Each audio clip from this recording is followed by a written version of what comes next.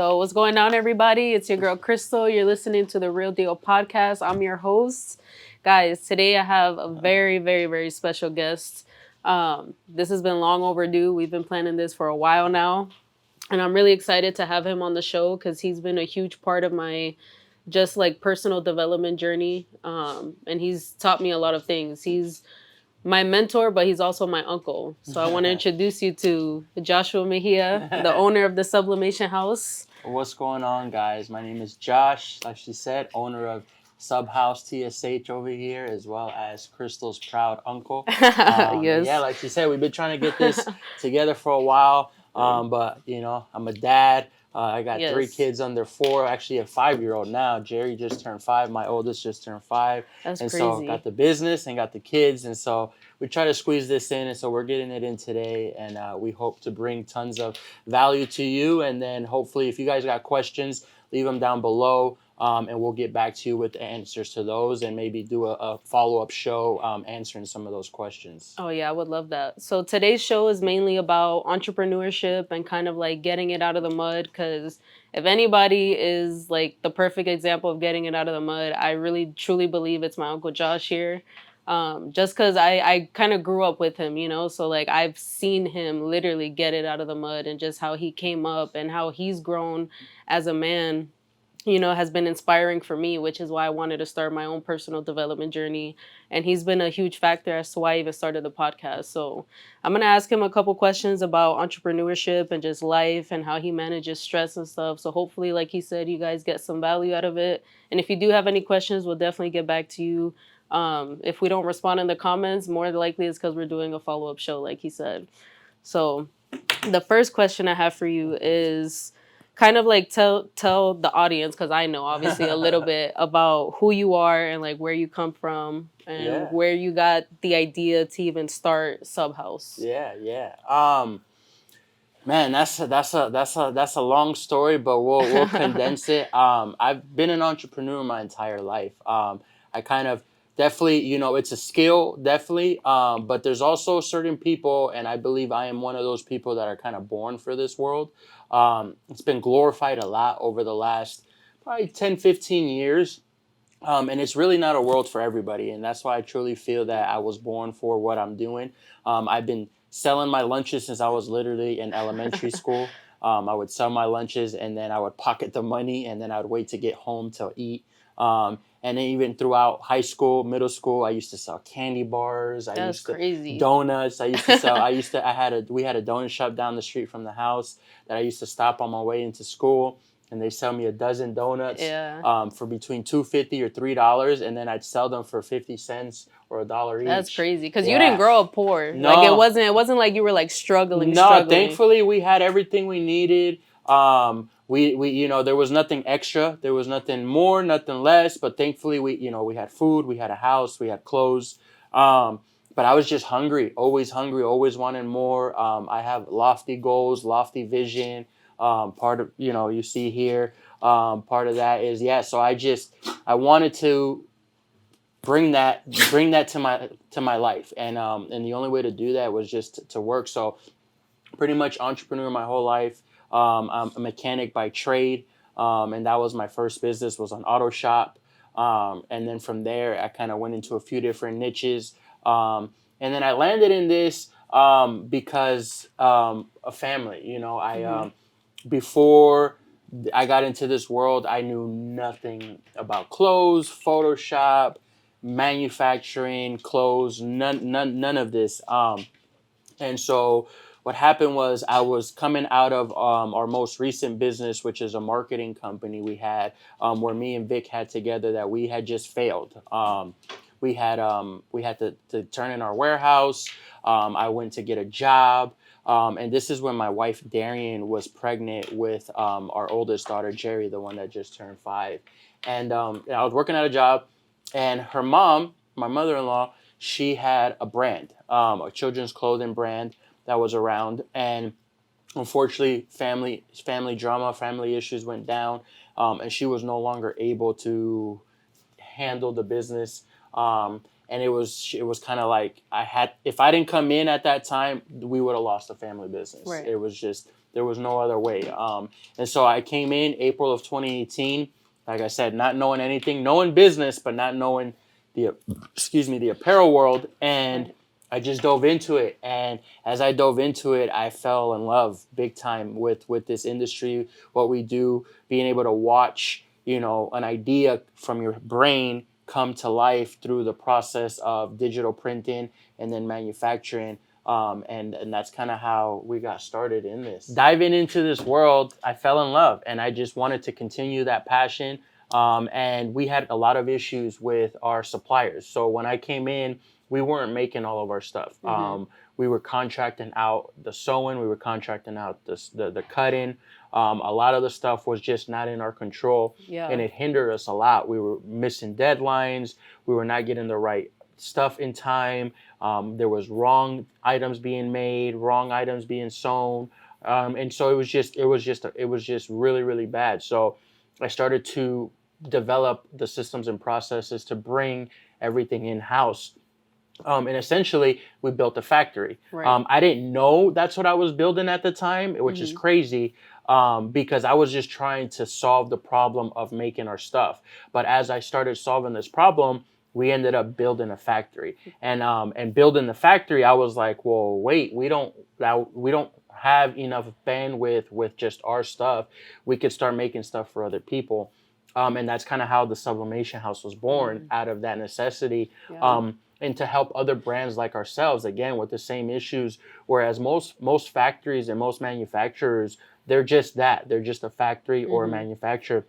They have no taste or understanding of the brand world, what it takes to create a brand, the passion, the vision, and making sure that things are being done right, so that the end user is getting that message that's being broadcasted through the apparel. And that quality too. And that Yeah. quality. And so, yeah, that's little by little we started bringing it in. And then in 2020, the Sub House was born. Yeah, which that's crazy because I didn't know that you guys were contracting out those things. Because when I got here, it was September of 2020, August or actually. September, yeah. Yeah, I visited in August, and There you you go. guys had already had the sewers, pretty Correct. much already had the factory going, and Subhouse was already Born. Subhouse, Correct. exactly. Correct. So yeah, that's insane. I did Yeah. not know that. Yeah. So yeah, and it's like, think I forget sometimes that, we're still baby, Yeah. and technically in 2020 wasn't really our first full year because, COVID and stuff. Right. And so technically our first full year didn't happen until 2021. Mm-hmm. And so we're technically only 2 years into the game. Right. And when you guys first started Subhouse, how many brands were you working with at that time? Like, if you So, could give me an estimate. So in the beginning, it was just us. Obviously, we Right. were just making Penelope, and we were getting the word out there Mm-hmm. to these other brands. In this space, you have to build the authority, and it's hard to build the authority because when you're reaching out to these brands, they're like, "Oh yeah, show me some of your work." Right. And I could only Nothing show yet. them Penelope, and Yeah. obviously Penelope, we're a loungewear brand, a pajama brand, Mm-hmm. and so it wasn't resonating. So that's kind of how. And the direction we're actually taking Subhouse now, kind of, is where that was born into turning Subhouse into a brand itself. As Right. you see, we have the different designs and stuff Mm-hmm. because people weren't able to connect the two. So by us showcasing our design work, our quality work, our garments, things of that sort, Mm-hmm. was how we started to build the authority to be able, and a lot of collaborations. I did a lot of stuff for free. Oh yeah. Reaching out to brands, sample packs, super discounted rates, Yeah. and a lot of mistakes. Yeah. And we A could lot talk of about that a little mistakes. bit more actually, because I did have a question about like how do you manage it all basically? Because especially with the apparel brand, like you said, there's patterns, there's sewing, there's so many things Moving that go parts. into just Yeah. one t-shirt, one Correct. garment. So like in the beginning, I guess, how did you manage learning everything, not getting overwhelmed or dealing with like the stress and burnout? I'm not getting overwhelmed. I was overwhelmed. I'm still overwhelmed. Yeah. Man, it's the persistency. It's not quitting. Really, that's Mhm. that's the key thing. It, you know, it's just like asking you how do you tie your shoe, right? Yeah. It's the same concept. It's like now you could tie your shoe blindfolded, right? You've Right. done it how many times over the last 20 years of your life, That's And the same thing goes really for anything. Mhm. It's just practice and repetition. In the beginning, it's going to be hard. In the Yeah. beginning, trying to learn how to tie your shoe is frustrating. Like, you're like, what do you mean you make a knot like this and it, it comes out? It's Yeah. the same concept. Same here. It's like, you don't know until you know, but the only way Right. you know is to practice it multiple times. And Yeah. so I didn't know the basics until I started learning it. And it was just a lot of YouTube, a lot of Google, a lot of reaching out to people, Yeah. a shit ton of no's from Mhm. people like, hey, I'm trying to learn how to do this. No. Yeah. Hey, that's really cool work. I really like, oh, thank you. Hey, can you tell me about this? Ghosted, Yeah. and so and that's why we do the opposite. That's why we're trying to put out as much content as we can on our social media, as much content as we can on YouTube. Mhm. We actually get hit up a ton by other shops, and we support, we help, Yeah. we got no problem. I answer questions, I collaborate, I give them answers, I give them suppliers. Like, there's plenty out there. Like, there's Right. plenty. We're talking about probably up now $1 trillion industry. That's crazy. Yeah, the apparel world is massive. So Yeah. there's plenty out there. And so we just, I treat people like I would like to get treated. Exactly, You because you know, know what it was like being on the other end. correct. Yeah. And I still am in certain areas. So it's like, I put out there what I would like to receive back, and that's Right. just us collaborating, Mhm. And so we do our best to reach out and help out as where we can. But it's just a lot of practice, a lot of trial and error. And it's just not persistency. You Yeah. can't quit. Just being consistent and stuff, and not being afraid to ask questions too, because I know a lot of people, what hinders them and what hindered me for a long time was being afraid to fail, or being afraid to like ask a dumb question, or like being like kind of vulnerable, like, hey, I don't know this shit, can you help me, kind Yeah, of thing. exactly. And so you actually helped change that for me, and so now like I'm not afraid, or not necessarily not afraid. I still have that feeling of like fear when I go into something new, but I don't let that control my actions. Correct. Like I It's just kind of hard. do it. And it's not to get too, conspiracy theorist, but Yeah. it's part of our indoctrination in Mhm. our education system, that has happened over the last like 40, 50 years. It's just, they make it difficult to be yourself and Yeah. express your creativity in whatever way that is, and to be able to go out there and just get that support. When you're asking, sometimes, especially like me, I have lofty goals, and so when you put that out there, they're like, are you crazy? You can't do Yeah.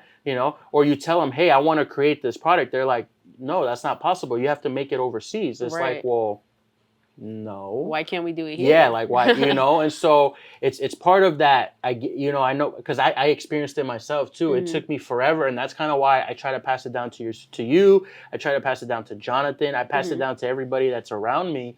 Um, Obviously, I don't know everything, but and I'm still young myself, but I've learned a lot over the years, and I try to give those nuggets as quickly as possible, Right. so you don't experience it and you can get to where I am faster than how I got there, Exactly. Yeah. because it's true. We don't get that support in that sense, and you get that fake support in a sense where it's like, yeah, you could have whatever if you work hard, blah blah blah, and it's Yeah. like, okay, well, how do I get there? Exactly. Where are the It's like, steps? Where's where's the the map? manual? Where's the map? Where's the manual? And they don't give you that, Yeah. and it's not in no fault to the teachers or anything like that either, because most of them don't know, because they've never Mhm. done it themselves. Yeah, they have that same narrow mind that they're putting onto the students. And It's that was true. one of my first tastes, actually, because not one of my first tastes, but one of my realizations early in my career was, I was while I had my shop, I was going to school. um, I actually only have like 3 semesters left to get Yeah, I my forgot about bachelor's. that. Yeah. Yeah. And I was going to school, and I had my shop, and I remember this day like it was yesterday. It was like we were on track to have our biggest month that month, Mhm. and I had to leave work to go to school, and I was Uh, so mad, yeah. that I had to leave. But it was like, I gotta go to school. I want to finish. Right. And so I got to school. I sat down, and the professor was teaching, and like 10 minutes into the class, I stopped him. I'm like, hey, let me ask you a question, because keep in mind, I was going to school for business administration, specializing in operations. Mhm. And so I was like, hey, let me ask you a question. Do you own a business? And the professor was like, no. Oh I was man. like, oh, okay. I was like, have you ever owned a business? Yeah. And he was like, no. Right then and there, I got up, I left, and I never went back. That's And crazy. it was because what he was teaching at the time, and what I was learning over the past all my classes, all my courses and everything, there was maybe 5% of that I implemented in my business. Like Wow. everything, nothing else in those what education that I was being taught or learned applied to me building or growing a business. Yeah. And so I was like, I was mad. I'm like, I'm sitting here spending, not only spending money, but losing time. Yeah. And you're teaching me bullshit. Yeah. Like you're teaching me bullshit. And so that's why I was like, you know what? Like I'm going to go figure it out myself. On some Kanye West college dropout. Yeah. And honestly, like I wish I knew that at the time, because I swear to God, I would have done the same thing. Because I literally wasted, not, I wouldn't say wasted, but No, because because you there were got the other experiences. experiences, right? Exactly. But if I could go back, trust me, I would have walked out of class to him and like, fuck this. Y'all don't Yeah. know shit. I get it. I know. And that's what sucks, because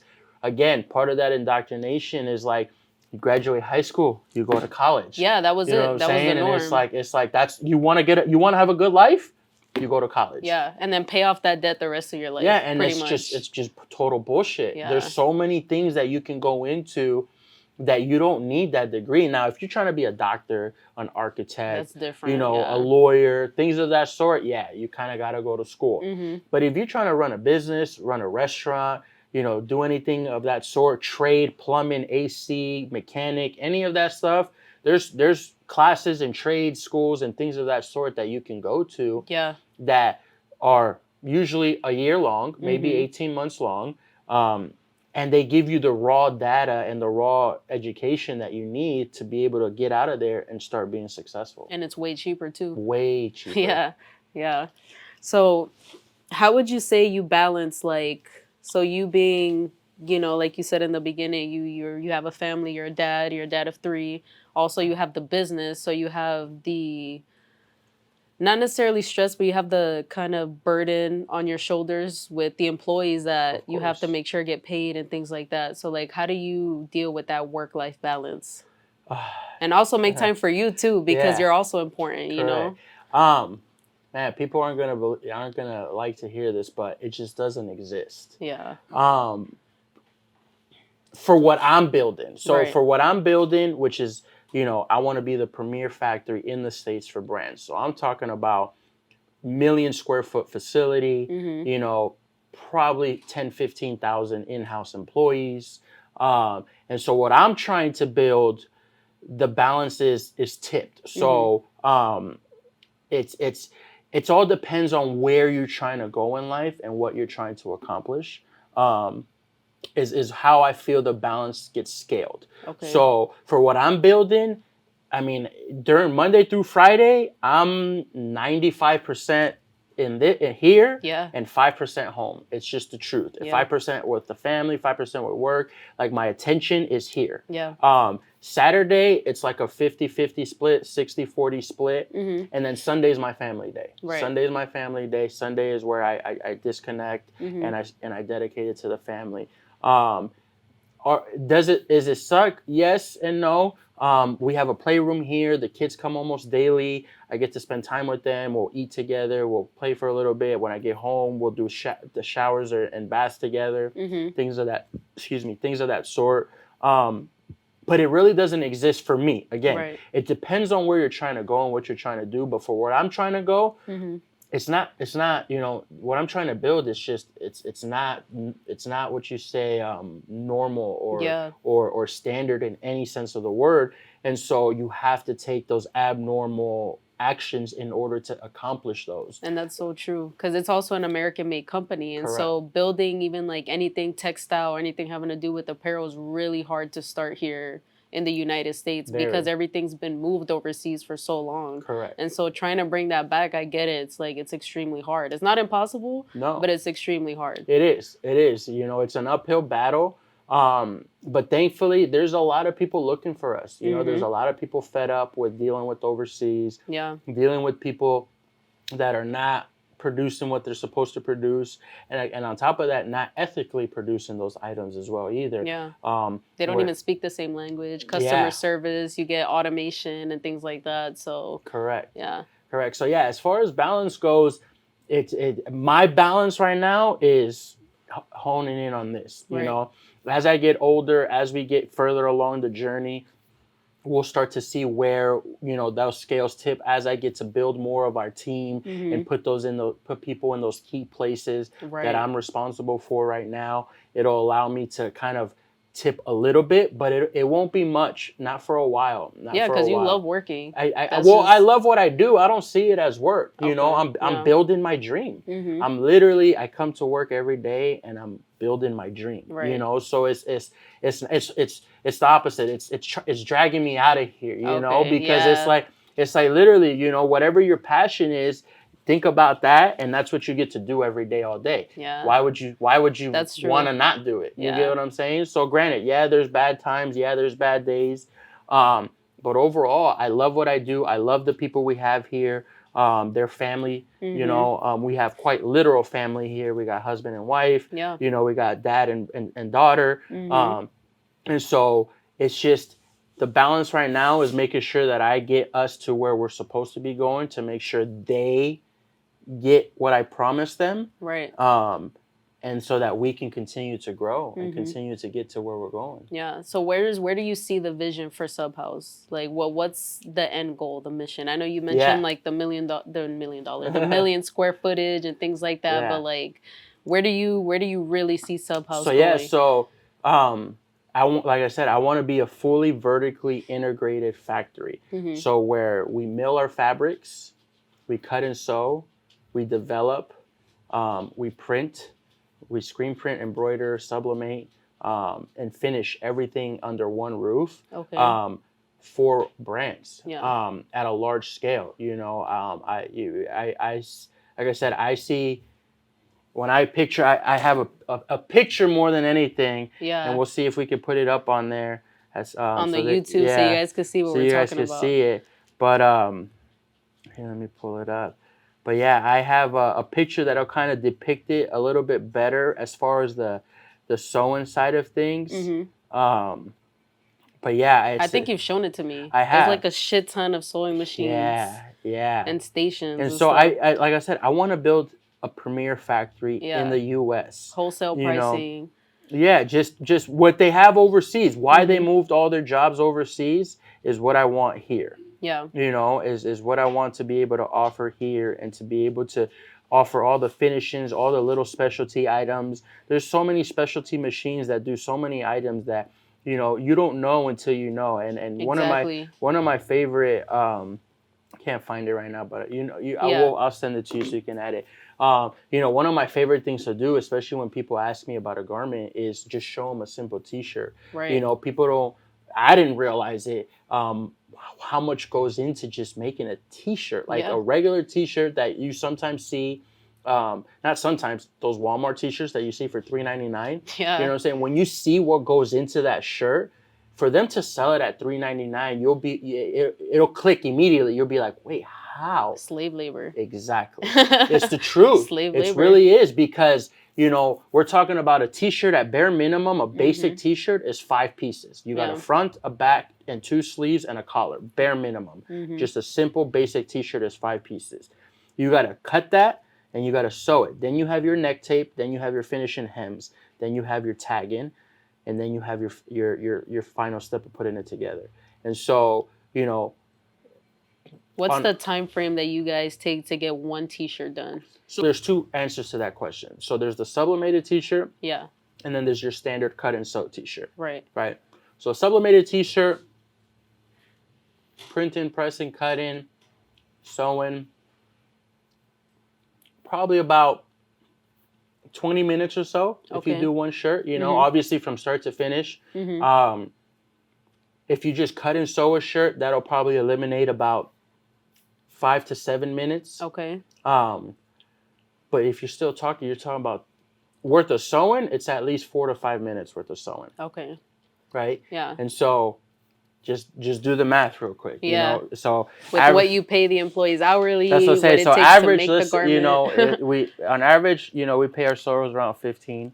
Okay. So you divide that by 60 minutes, right? So you're talking about 25 cents times 5. You're talking about $1.25 in just sewing, Yeah. roughly. You Mhm. know, give or take, just to sew. Yeah. And they're selling the t-shirts for $3.99 at Walmart, Yeah. right? Yeah. So retail, if you don't know, especially Walmart, they want at least 2, but most of the times it's 2.5. Mm-hmm. So that means they're paying divided by they're paying $1.50 just for the shirt max. Yeah. Max $1.50. Yeah.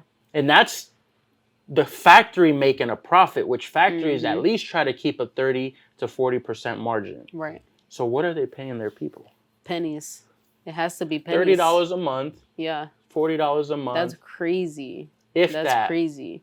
And so because I didn't know this and you kind of taught me about that like when I moved out here, I started supporting American made brands. But then I was like, my pockets though are like they're expensive, but it's there's a reason behind that because people see the price and that's how they determine where they're going to shop. And they compare it to the big boys and all these people that are being made overseas. Mm-hmm. And that's the difference. It's like we don't pay our people $30 a month. You know what I'm saying? They're not here 7 days a week, 12 to 14 hours a day. They have a work-life balance for the most part. They also, they get a livable wage, especially with the inflation and everything going on.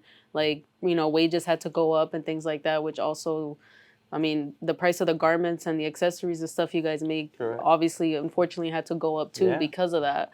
And, there's a lot of people that don't understand that aspect. And I know that because I was very ignorant to it prior to moving out here. It's not ignorant. It's just you don't know what you don't know. Yeah, because they don't teach that either. They don't teach, like, even trades that are important like that. And Peter talked about it with Andy on the podcast, because he owns Origin, how he makes the jeans, how he makes the crew necks. And so when he started explaining it, I'm like, damn, that's true. They really fucking us right now. And there's people who do want to sew. They find passion in that. They love doing that. Like there's fashion designers. Everybody needs, there's everybody has their lane. I like to say, and my favorite example of that actually comes from Vic. Like back to me a little bit. I have a big vision for where I want to go. Yeah. But not everybody does. Right. And Vic, when he was working over at Rush, there was a shop manager there that was there, a warehouse guy that was there for, I think he said like 15, 20 years. That's a long time. Yeah, and there kept being promotions available for him to go to the next level. And when Vic was there, there was an availability for him to get promoted and go up. And Vic was like, "Bro, like you've been here forever. Like you fit perfectly in this. Like this. Like why don't you?" He's like, "No." He's like, Vic's like, "What do you mean?" He's like, "Bro, I'm happy where I'm at. Like this is where I want to be. I've got to where I wanted. I don't want more." Yeah, this is and that's the truth. And there's a ton of those people. Like and there's nothing wrong with that. Is if you're comfortable with where you want to be at, and for some people it's 6 figures a year. Some people it's the 7 figures a year. Some people is they just want to be able to pay their bills and go out on the weekends. Yeah, and there's nothing wrong with that. And society pressures you into thinking that if you don't want the moon in the sky, you're a piece of shit. Exactly. And that's not true. You know what I'm saying? Everybody has their lane and you have to find your lane and based on your lane, cap that out. Right. Cap your lane out. And then when you're there, guess what? You're chilling. Yeah. So where's your cap? Very far away. Yeah. Very, very, very far away. But something that's on your vision board is this helicopter here that we have in front of us. Hell yeah. And the story behind this helicopter is actually insane. So like Josh had no idea that this was even in the works. No. A good friend of mine and also he works for Josh. His name is Jonathan. He actually had the idea to find Josh's helicopter that's on his vision board. What's the model? Because I don't know. So there's a few models. This is a Black Hawk. There's a few different models that I have. It's, again, levels. You know, I got to start. The first one I'm going to get is going to be about 350,000, 400,000. Yeah. But the big boy that I want is the Scorpion or the Bell. And that bad boy is going to be between 15 and 30 mil. Damn. How many people is it? 12. Oh, damn. Yeah, that's a big-ass helicopter. It's pretty much a Rolls Royce in the sky. For helicopters. Yeah, that's crazy. It's got the fucking seats with the diamond stitching. Yeah. Like, you're sitting in one of those, like, massage loungers type deal. But why not a jet? Like, I always wonder that. You want a helicopter. Because it goes back to my lane. Yeah. For my work and what I do, I don't have to travel. That's true. And I don't really ever plan on traveling at that scale. Mm-hmm. So I don't need a jet. Now, what I do plan on doing is where we establish our factory, our main factory, Mm-hmm. I would like to live on the outskirts. I want at least 100 acres Okay. somewhere, Yeah. probably more now. But I want land. And so I want to be able to commute. And it goes back to that time. I want to be able to get to work and Mm-hmm. come back home, be about a 45-minute to an hour drive, Mm-hmm. but it'd be a 10-15 minute helicopter ride. Right. Yeah. So It's more efficient. correct. So it'll Yeah. be my commute tool, and that's Okay. obviously I love it. I want to fly. Yeah. But I'll use the helicopter versus the Mm-hmm. jet. Again, I don't plan on traveling at that scale. Mm-hmm. I'll fly private. I'll charter a jet, Of but I course. don't Yeah. plan on owning a jet. At least, and I don't have it nowhere near on the vision board right now because I Yeah. don't feel like I would ever use it to. Right. Same thing with the yacht. I want a boat. I want a lake boat. I want a Mm-hmm. boat like that.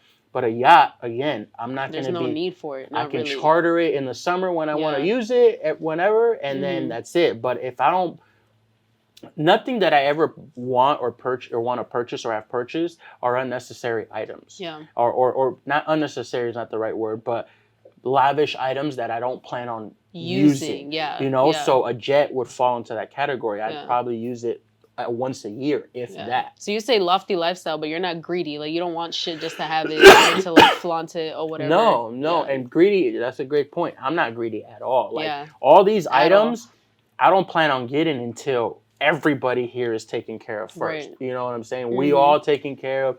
Everybody's good. You know, one of the things on my vision board that you're gonna think I'm crazy, is I have a guy here. His name is Abelino. He's Mhm. one of my sewers. Fucking I know Abelino. yeah, Great guy. great guy, Yeah. great fucking dude.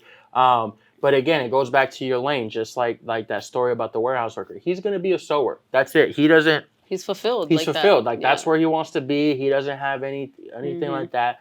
But because he's been here since day one, I can't wait to the day where he can pull up to the shop in a Lambo Yeah. to go sew. Literally. Yeah. Yeah. You're going to work. Oh, where are you working? I'm a sewer at a factory. What? What you doing in Lambo? Oh, I was there since day one. Since day one. Loyalty. Exactly. Yeah.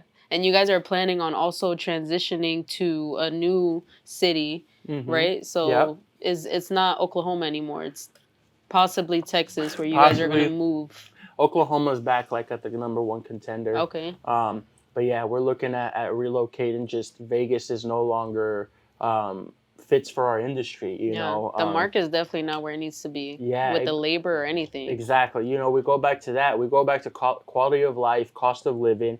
You know, Vegas pre-pandemic was fucking beautiful. You know, you could get an apartment for $700 to $900 a month in a nice area. That's crazy for me because I'm paying over $1,600 for a Yeah. 2-bedroom. Exactly. Yeah. And that's exactly my point. That was unheard. $1,600.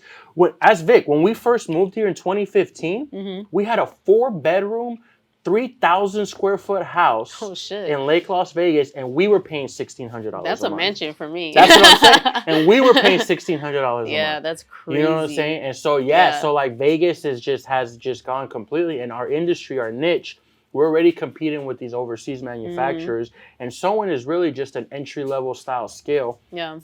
Yes, there's some specialty sewers and some specialty areas, but the majority of it is just it's a factory job. And you know? could teach it, right? Correct. So like And entry so, level. You know, the cap at a factory job is going to be, $20 an hour, Mm-hmm. $18-20 an hour, $22 an hour, somewhere in that ballpark. But as you know, $18 an hour, $15 an hour, you're still not paying bills here. Yeah. And so that's why we've decided to venture out and start looking into, moving, because again, we want to make sure our people have the quality of life that they deserve and be able to be comfortable. Right. Yeah, and that's definitely good, and I can't wait to see, because I know it's gonna happen. I can't wait to see Abelino pull up with his Lambo. I'm gonna be asking him for rides and shit. Shit. But so, what would you say is like your number one favorite thing that you love about being an entrepreneur, besides the fact that you love what you do, but just being an entrepreneur, period? Like, what's the number one thing you love about it? That's a good question. Because for me, it would be like if I was able to like not even like be filthy rich, but be able to do the podcast full time and make a livable wage. Like I would love the fact that I don't have to answer to nobody. I make my own schedule. That's definitely a good one. And I don't like everything will fall on me kind of thing. Like if I fail at something or if I fail at a show, fail at marketing, whatever, it's on me. Yeah. It's not on my boss making terrible business decisions and then that falling on me and stuff. For me, it's the fulfillment. Okay. It's the fulfillment of building something that also fulfills others. Right. And that has to be the big one. It's solving a problem. It's the reviews. It's the messages. It's the, man, thank you so much. It's the knowing that the ideas that came out of my head are bringing satisfaction to others. Yeah. And that's probably the biggest one. Damn, that's a good one. I didn't even think about that because it's true. Because like I used to work here at the shop, and so when people would come pick up their items to see their face, and they're like, "Oh shit, like this came out fire!" Right? Exactly. And the quality too. Everything's clear. Yeah. It's like vibrant. The colors are bright. You know what I mean? Nothing's faded. There's no fuck ups or anything. And if we did fuck up, we would literally have to go back and make the garment from scratch. Yep. Like print it again, press it again, cut it again. They would have to sew it. So it's a whole process. Damn, but that's also fulfillment. I'm gonna keep that one in mind. I didn't even think about that. So another question I had, just because I'm personally curious, who has been your greatest inspiration, period, for just business? Andy Frisilla. Yeah. For sure. Why Andy? I mean, I know why, yeah. but tell the people why. Yeah. So like I said, back to what I was saying, I've been an entrepreneur my entire life. Like I knew this is what I wanted to do, and I've been pursuing it my whole life. And I've spent a lot of money trying to learn from others, programs, courses, seminars, shows, well over $100,000. Just trying to learn what it is to be an entrepreneur and what it is to build a business, a real business, you know. And I got introduced to Andy back in 2016, I believe it was. 16 or 17, one of the two. 16, 17, one of the two. Yeah. To his podcast. Back then it was called the MFCEO Project, which he's bringing back. Yeah. And I stumbled upon it and I started listening to it. In the beginning, fucking hated that dude. That's true. For real? True. Why? Because, again, it's like you trying to play Andy Frisilla right now to like a corporate 9-to-5er. Oh, right? yeah, They're going to be like, he's a fucking dick. Yeah. He doesn't know what he's talking about, blah, blah, blah. So that was me. I'm like, bro, this motherfucker, how are you going to sit here and tell me that I'm a piece of shit because I'm not doing this, yeah. you know, stuff like that. That's and true, so, because he calls it out, yeah. you know? And so I didn't like it, but I still kept listening to it. And I kept listening to it, and I was like, man, you know what? This fucker is right. Like, I need to get off my ass. I need to stop making excuses. I need to do this. I need to do that. I'm not executing like I'm supposed to, blah, blah, blah. And I started listening to his shit. And the more I listened to it and implemented what he was preaching into my business, the more my business grew. Right. So keep in mind, I got more value out of his free podcast than I did the 6 figures I spent going to seminars, buying courses, hiring coaches, hiring this and that. More value from his free podcast than all of that combined. Yeah, and that's the reason he started it too. He says that multiple times on the show. And so that's why, like, and I relate to him a lot. Like the way he thinks, his mindset, the way he is kind of like the way I think and kind of the way my mindset is. You guys are definitely similar in a lot of ways. I'll tell you that. I believe it. You know, sometimes, you know, you get that, what you call it, that bias. But but it's true. I relate to him a lot. And so he's been a big proponent, you know, Arte Syndicate, which is his mentorship group. Yeah. You know, that group in there, there's a lot of people in there that are just nuggets. One of the guys that helped me out in the beginning of my SOP days was Dale. Great guy up in Canada. Met him through Arte. Our current accountant met him through Arte. Oh shit, that's cool. We've done several projects for Arte members.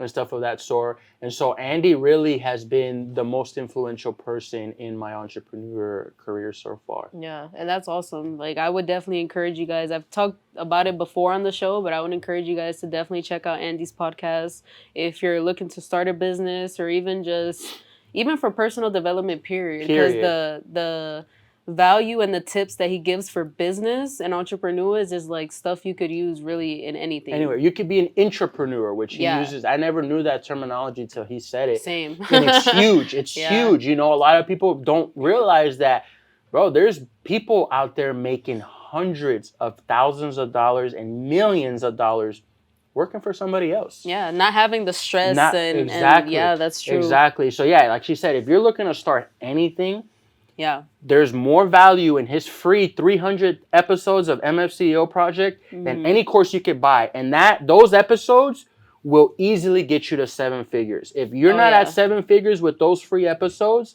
it's because you're not implementing everything he's telling you. And it takes time too. Like it's not like you're gonna Obviously. listen to all of his episodes Correct. and implement it and shit's gonna happen overnight. But you know, he also talks about that too, which, you know, that's why the journey with the podcast, why I'm not afraid to like put myself out there is because I kind of want to fuck up. You know what I mean? So I know what not to do. And also to show others, like kind of put myself out there. Like I'm showing y'all what not to do. You know what I mean? You don't know until you know. Exactly. It just goes back to that. You don't know until you know. Okay. Yeah, it's true. So another question I had, also because I'm curious, is because you're a reader. You read a lot of books. Yes. So what's your favorite book so far, and why? The Power of More and More by Ed Mylett. Yeah, that's a good one. That's Yeah. definitely a good one. It's go read it. That's it. Go read it. Yeah, it's a great book. That's also one of my favorites too. For me, it's between The Power of One More, and right now I'm also reading The Dichotomy of Leadership Again by Jocko. And it's just Extreme Ownership is another one I haven't read that one yet. I haven't read that one yet. Extreme Ownership is another good one. Did that one come after The Dichotomy? No, before, I believe. Okay, so then I skipped that one. But yeah, I do have to read that one. A lot of people, like Cindy's been harassing me about it. Like, did you buy it yet? I'm like, nah, not yet. But okay, so The Power of One More, and real quick, let's take a quick pause.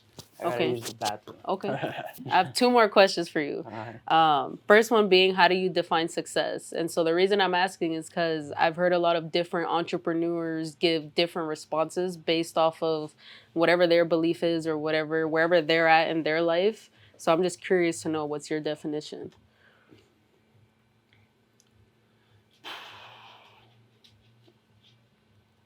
I'm hitting you with some tough questions, huh? Yeah, it's just, I mean, so for me, what success for me is knowing that every night I could end the night knowing that I did everything possible to win the day. So you're executing, knowing that I did everything right, the right way, and that I won the day. Right. That's success for me. You know, there's an illusion out there that success is like a goal or a milestone that you reach, and that's not true. Success is reset every day. Right. You know, so you could be successful today, but you could be unsuccessful tomorrow. That's a good way to put it. And so success for me is making sure that I'm successful every day and executing to reach my goals, and that's different every day. Again, for Monday through Friday, for sure, it's here. I'm making sure I'm executing here. But on the weekends, it's making sure I'm executing at home, making sure that I'm spending the time with the kids, taking the kids to where we said we were going to take them, making sure we're doing what we're going to say we were going to do with them. Keeping those promises. Keeping those promises. And so success for me resets every day. So it's making sure I win the day by doing what I said I was going to do to myself. Right. Not always to the commitments I make to others, but the commitments you make to yourself. That's important. That little voice in your head where it's like, hey, tomorrow I'm going to do this, or tomorrow I'm going to do that, or today I'm going to do this. It's just making sure that we do what we say we're going to do. Right. It goes back to what you said about fulfillment too. It sounds like just that feeling of like, okay, you know, that for me, it goes back to confidence too. Yeah. Like I said what I was going to do. So when I say I'm going to do this shit, like I have the confidence and I'm going to execute it and actually do it. Exactly. So that's something I'm working on too. So that's definitely a good point. But my last question, which is my favorite question I've been waiting the whole show to ask you is, and you got to keep it 100, okay? Who's your favorite niece? So, I tell it to you how I tell my kids. All right? They're asking you that question already? No, but I know it's going to come. So I've kind of been, what do you call it? Brainwashing them since they've been the kids. And so each one of them, I say, you're my favorite Chiyu, my favorite Ah, BB, and my favorite Nugi. that's So right. you're my favorite crystal. Okay. So that's Okay. how I'll I take phrase it. it. I I'll take phrase it it. as because there's no you especially when it comes to kids and same with family like Yeah.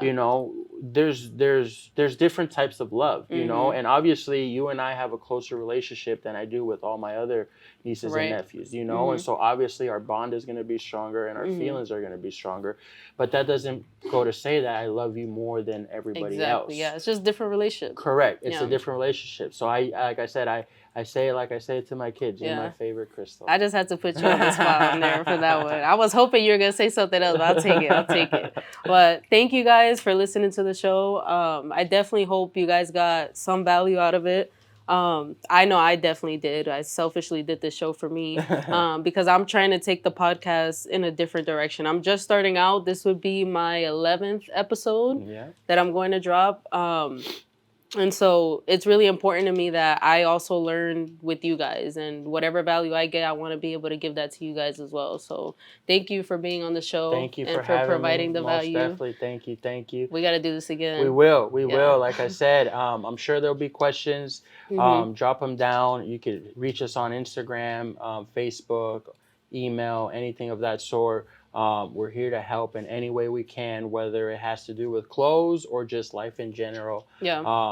We're all about helping. One of the things we didn't really touch base on, but we'll probably do it on part two, Mhm. is kind of some of our my goals and kind of like what we want to accomplish. And part of that, it comes with our mentorship program, where or my calling, I've been called, I feel like I've been called strongly, is to kids between that 11 to like 15 age group.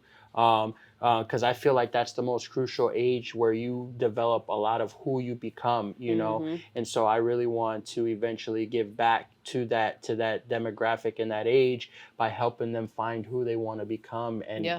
setting them up for success. Because that's where you're mostly confused too. They're around. I remember that for Yeah. sure. Because I'm only Hmm. 24, so I remember like it was yesterday. Yeah, So and same. So that's one of those things. So yeah, ask away. I appreciate it, Crystal. Thank you yeah, so much. of course.